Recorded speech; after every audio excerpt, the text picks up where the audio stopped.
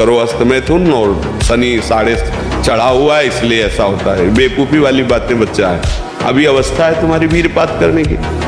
गेहूं की फसल तैयार हो रही है, गलेत पे हो, गलेत माने होता है दाना अभी पड़ रहा है, और आप उसको काट लो तो ना भूसा होगा ना दाना होगा, व्यर्थ जीवन चला जाएगा। कम से कम 20-22 वर्ष ब्रह्मचर्य का पालन करो, फिर गृहस्थी में जाओ, संतान तेजस्वी होगी, देशभक्त होगी, माता पिता की भक्ति कर। ये क्या है? शरीर को 2-4 घंटे तो इतना श्रम होना चाहिए कि वो एकदम फैल जाए, इतना श्रम होना ही चाहिए ब्रह्मचर्य पचाने के लिए। ब्रह्मचारी हो, बोले ब्रह्मचारी चश्मा लगा, ब्रह्मचारी ब्लड प्रेशर की गोलियां खा रहे, ब्रह्मचारी मच्छर नहीं उड़ रहे ऐसे, और ब्रह्मचारी लारवेरी नाम भले ब्रह्मचारी, भाई हमें तो नहीं पता कि ऐसा भी ब्रह्मचारी हो। ब्रह्मचारी मतलब ज्वलंत शक्ति। ब्रह्मचर्यहीन जीवन स्मृति विहीन जीवन है, और ब्रह्मचर्य युक्त जीवन स्मृतिवान जीवन है। कम से कम 22 वर्ष तक तो ब्रह्मचर्य रहना चाहिए, चाहे बच्ची हो चाहे बच्चा। 22 वर्ष तक तो 10-5 बॉयफ्रेंड गर्लफ्रेंड हो जाती है, ये बेविचार प्रवृत्ति है। तो ऐसे ही 10 बच्चों से जब या बच्चियों से संपर्क होता है तो अपनी पत्नी या पति पे प्यार नहीं होता। अगर तुम प्रभु के सिवा किसी और का भरोसा रखते हो और से अपनापन रखते हो तो तुम गला काट के रख दो तो भी तुम्हारा उपहास ही होगा, विश्वास नहीं माना जाएगा, मूर्ख माना जाएगा। यहाँ तुम्हारे आंसुओं की कीमत, तुम्हारे भाव की कीमत सिर्फ हरि दे सकते हैं, ये नाटकबाज संसार नहीं दे सकता। हमारी बात मान लो।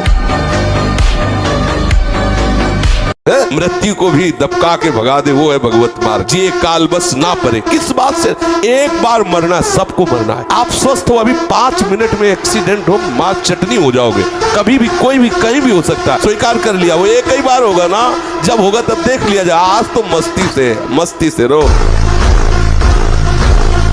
साधक का स्वभाव एक जिद्दी स्वभाव होता है, एक वीर स्वभाव होता है, एक बहादुर स्वभाव होता है। वो लड़ना पसंद करता है, वो कायरता से परास्त होना पसंद नहीं करता। 100 बार घुटने टेक देगा तो भी खड़ा होगा कि नहीं, तुझे मारूंगा, तू हमें कब तक मारेगा, मैं अविनाशी हूं, कब तक तू मारेगा देखता हूं। नहीं, इस बार फंसा लिया, अब नहीं फंसा पाएगा।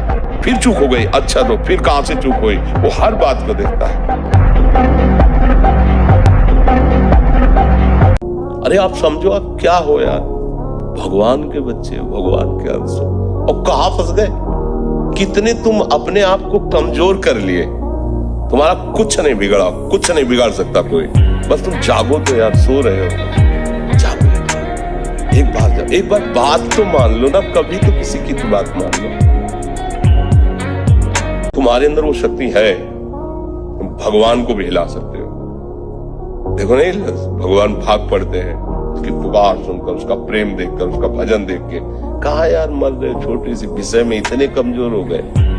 सिंह का बच्चा होकर भेड़ों के संग में पिल्ले जैसा जीवन व्यतीत कर रहा है। अरे सिंह के बच्चा हो, भगवान के अंश हो, एक बार दहाड़ दोगे तो हजारों भेड़े प्राण बचाने के लिए भाग पड़ेंगे। जो सुबह 4 बजे से 6 बजे तक सोएगा वो ब्रह्मचारी रह ही नहीं सकता, पक्का। कुछ लोगों को लगता है कि 1-2 बजे ही स्वप्न दोष हो जाता है, 4 बजे की आवश्यकता नहीं। तुमने गलत आदतें की, तुमने अपनी नस नाड़ियों को इतनी घर्षण शक्ति से कमजोर कर लिया है कि रोकने की क्षमता नहीं रखी। तो आपको उदास नहीं होना, ऐसा भोजन छोड़ो, ऐसा संग छोड़ो, और 4 बजे जगो।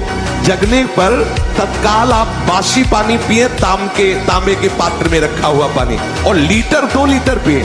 विश्व का कोई भी सुंदर भोग इतनी ताकत नहीं रखता कि मन से भी भोगने की इच्छा आ जाए। शरीर की तो बात जाने दो, मन से भी भोगने की नहीं रखता। उनके बल से कह रहा हूं, उनके द्वारा दी हुई शांति से कह रहा हूं, उनके द्वारा दी हुई शीतलता से कह रहा हूं। देखा है इसमें काम, देखा है क्रोध, देखा है इसमें, देखा है विकलता देखी है भोगों की, और इसमें कृष्ण कृपा भी देखी। जिन विषयों के लिए हृदय मचल जाता था, उन विषयों के सानिध्य में स्मरण भी नहीं आता कि ये भोगने की चीज है। मुख से दुर्गंध और शरीर से दुर्गंध आने लगती है जो अपनी इस ब्रह्मचर्य शक्ति का नाश करता है। दुर्गंध युक्त शरीर हो जाता है।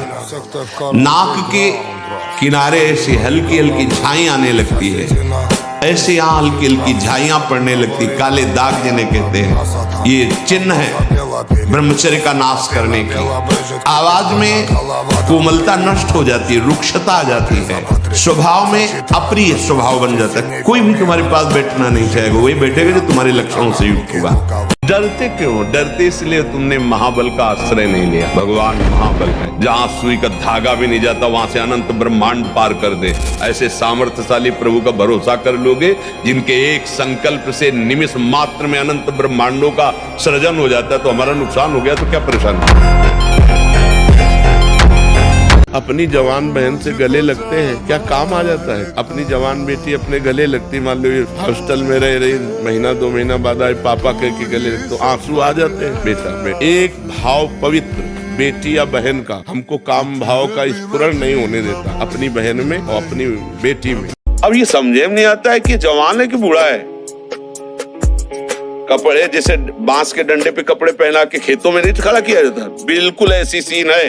गाल चिपके हुए हैं, जांघों में मांस नहीं है, छाती में मांस नहीं है, और अपने को मतलब विश्वात्मा स्वरूप समझ रहे, अपने को अहंकार में बलवान समझ रहे, विद्वान समझ रहे, और अपना जीवन नष्ट कर रहे हैं। हनुमान जी से बढ़कर कोई महाबली है? पर हर समय राम राम राम राम ना, भगवान की भक्ति।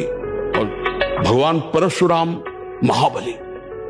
जब तक हम भगवान का आश्रय नहीं लेंगे, भजन नहीं करेंगे, संयम से नहीं चलेंगे, पवित्रता से नहीं चलेंगे, तो दूसरों के ऊपर हमारा प्रभाव नहीं पड़ेगा। हमारे अंदर शारीरिक बल बढ़ेगा तो काम भी बढ़ेगा।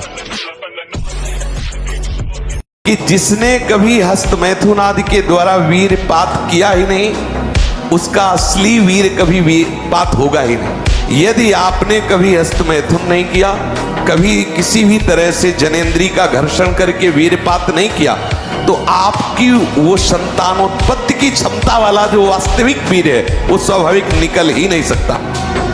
यदि आपने मार्ग दे दिया है, फिर उसके निकलने का मार्ग हो गया। अगर बादाम ज्यादा खाओगे तो लीवर खराब हो जाएगा। देख, कुछ दिन बाद देख लेना, ये जो लोग कहते हैं ना कि अरे बाबा लोग सब कहते हैं, देख लेना तुम्हारे पुरखा पानी पा जाएंगे। तुम तो हमारी आत्मा हो, इसलिए हम तुम्हें प्यार से समझाते हैं। जैसे हम कहते हैं तुम ब्रह्मचर्य रहो, हस्तमैथुन मत करो, गद्याचरण मत करो, व्यभिचार मत करो। ये ब्याह की जो एक प्रक्रिया है, आपको एक सीमित बांधने के लिए है कि आप भ्रष्ट आचरण न करें, आप धर्म से युक्त होकर भगवत मार्ग में चले, आराधना करते एक आराधक की तरह एक संयमित जीवन व्यतीत करें। सफलता में हमको निराश नहीं, हमें रौंदना है इस सफलता को। हम मनुष्य देह प्राप्त करके भगवद अंश है, हम कोई पशु नहीं है कि हम असफलता में बस झुक गए, उत्साहीन हो गए, भगवान से श्रद्धा हो गई, जीने से अश्रद्धा हो गई। हर बार हम लड़ेंगे, एक बार विजयी। नौटंकी नाटक का भी अलग स्वरूप होता है। राखी बंधवाते हैं, पैर छूते हैं और फिर गंदी दृष्टि से भी देखते हैं। दृष्टि इससे थोड़ी बदल जाएगी, दृष्टि भगवत दृष्टि से बदले। प्रभु, अब मान लो गलत भाव जा रहा है किसी को, आप बार बार भगवत भाव कर रहे हो, तो आप प्रभु से प्रार्थना कर सकते हो, नाथ देखो हम तो चेष्टा कर रहे हैं कि आपको ही देखें, लेकिन ये मन नहीं देखे, प्रभु मुझे कृपा करके वो संभाल ले।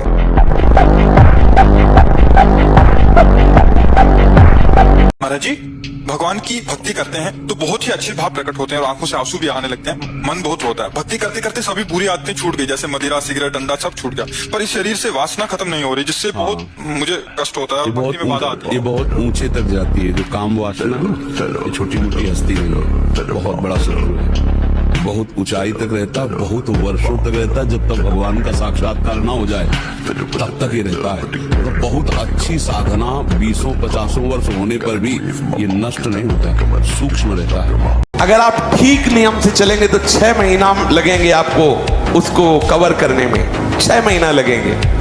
और अगर आपने प्रमाद स्थिति की, वो तो निकल ही जाता है, फिर हमको करने से क्यों मना किया जाता है? तो आप देख लेना, कुछ समय बाद आपकी हालत बहुत गंभीर हो जाएगी, जो आप बता भी नहीं पाएंगे किसी से।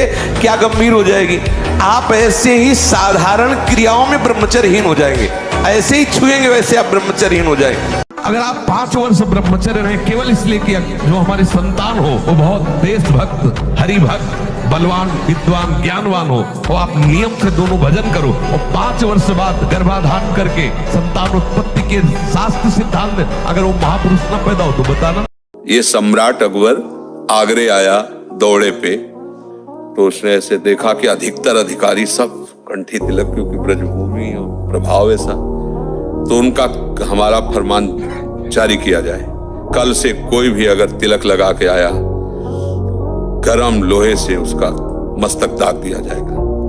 मधुकर शाह ने सोचा यार जीवन किस काम का, ये भगवान का दासत्व अगर इसे मिटा के गए एक संसारी बादशाह के सामने फायदा क्या हो। गला कटवा देना अच्छा है लेकिन तिलक उतारना अच्छा है।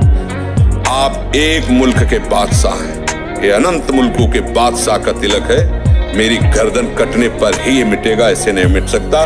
जिसकी ताकत हो मिटा के देखे आगे।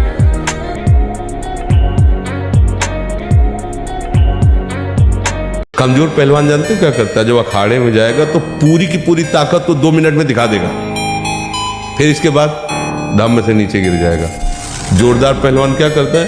पहले जाकर सामने वाले को केवल संभालता है, उसके हर दांव का काट मारता रहता, फेंकता नहीं।